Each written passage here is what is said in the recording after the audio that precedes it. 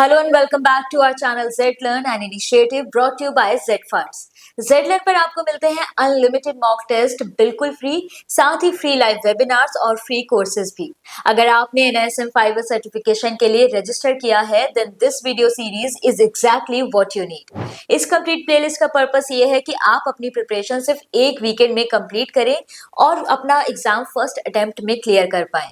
ZLearn के साथ already 15,000 से ज्यादा लर्नर्स ने कोर्स मटेरियल का यूज करके अपनी प्रिपरेशन सक्सेसफुली कंप्लीट की है और इसी एक्सपीरियंस को हम इस प्लेलिस्ट में शेयर कर रहे हैं। आज हम डिस्कस करने वाले हैं chapter 7 net asset value, total expense ratio और प्राइसिंग ऑफ यूनिट्स के बारे में। आपकी प्रिपरेशन को और भी ज्यादा इफेक्टिव बनाने के लिए डिस्क्रिप्शन बॉक्स में हमने इस चैप्टर की चीट शीट और फ्री मॉक टेस्ट के लिंक्स भी प्रोवाइड किए हैं, जिससे आप अपनी अंडरस्टैंडिंग चेक कर सकते हैं और एग्जाम रेडी फील कर सकते हैं। इस चैप्टर के कॉन्सेप्ट्स आपको एग्जाम के साथ साथ रियल वर्ल्ड डिस्ट्रीब्यूशन में भी बहुत हेल्प करने वाले हैं।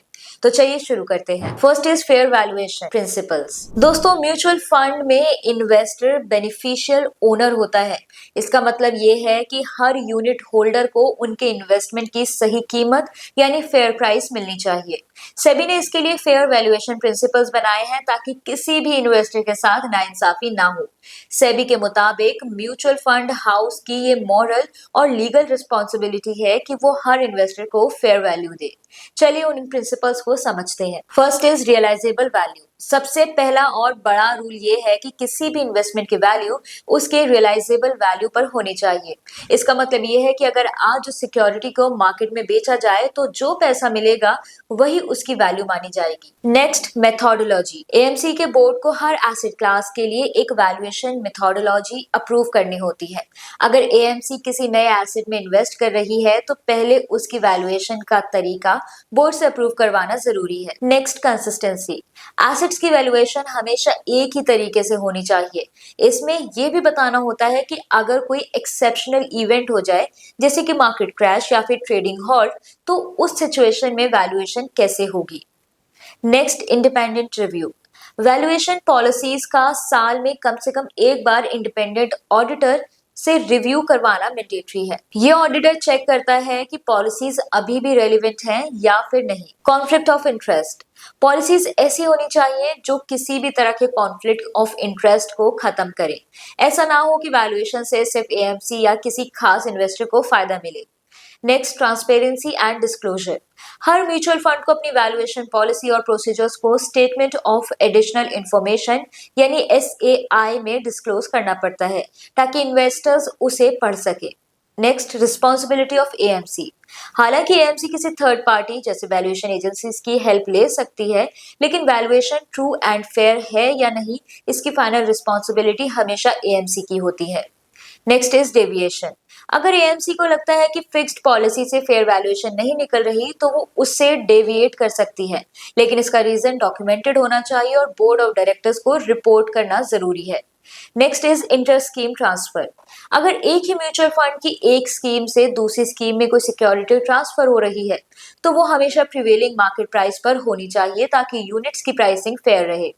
Next is governance. एएमसी का बोर्ड और ट्रस्टीज की ये ड्यूटी होती है कि वो पूरे वैल्यूएशन प्रोसेस को मॉनिटर करें और इंश्योर करें कि इन्वेस्टर के साथ कोई भी डिस्क्रिमिनेशन ना हो। Computation of net assets of mutual fund schemes and NAV। ये इस चैप्टर का सबसे प्रैक्टिकल पार्ट है। नेट एसेट वैल्यू यानी NAV म्यूचुअल फंड स्कीम का एक यूनिट की वैल्यू होती है। सिंपल वर्ड्स में कहा जाए तो NAV ये बताता है कि स्कीम के पास जितने एसेट्स हैं उनके टोटल वैल्यू में से लायबिलिटीज माइनस करने के बाद पर यूनिट कितनी वैल्यू बनती है। NAV का मतलब ये बिल्कुल नहीं होता कि स्कीम सस्ती है या महंगी है। ये एक बहुत ही कॉमन मिसकंसेप्शन होता है जो कि एग्जाम में भी टेस्ट किया जाता है। नेट एसेट फॉर्मूला आप अपनी स्क्रीन पर देख सकते हो। Frequency and disclosure of NAV। SEBI regulations के according open ended mutual fund schemes को हर बिजनेस डे NAV कैलकुलेट और डिस्क्लोज करना कंपलसरी होता है। NAV AMC वेबसाइट और MF वेबसाइट दोनों पर पब्लिश की जाती है। एनएवी कैलकुलेट करने का कट ऑफ टाइम भी डिफाइंड होता है ताकि सब इन्वेस्टर्स के लिए फेयर प्राइसिंग हो। NAV transparency mutual fund industry का एक इम्पोर्टेंट पिलर है। Types of NAV. Mutual funds में जनरली दो टाइप्स के एनएवी देखे जाते हैं, सेल एनएवी और रीपर्चेज एनएवी। सेल एनएवी वो प्राइस होता है जिस पर इन्वेस्टर को यूनिट्स अलॉट होती हैं, जबकि रीपर्चेज एनएवी वो प्राइस होता है जिस पर इन्वेस्टर अपने यूनिट्स रिडीम करता है। आज के टाइम में एंट्री लोड नहीं होता, इसीलिए सेल एनएवी और रीपर्चेज एनएवी यूजुअली सेम ही होते हैं except exit load adjustment. Pricing of mutual fund units. Mutual fund units की प्राइसिंग एनएवी के बेसिस पर होती है। इन्वेस्टर को कितने एनएवी पर यूनिट्स मिलेंगे ये डिपेंड करता है कि इन्वेस्टमेंट का रिक्वेस्ट कट ऑफ टाइम से पहले या फिर बाद में आया है।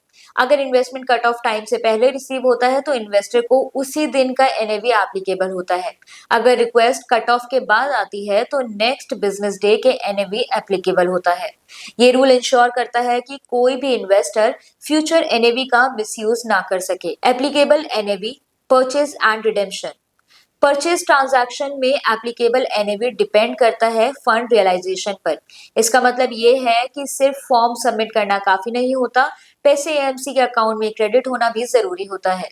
रिडेम्पशन के केस में एप्लीकेबल एनएवी वो होता है जो कट ऑफ टाइम से पहले रिडेम्पशन रिक्वेस्ट सबमिट करने पर मिलता है। इसके बाद यूनिट्स कैंसिल हो जाती हैं और पे आउट प्रोसेस स्टार्ट हो जाता है। Total expense ratio. Total expense ratio यानी टीईआर म्यूचुअल फंड स्कीम का टोटल एनुअल एक्सपेंस का परसेंटेज होता है।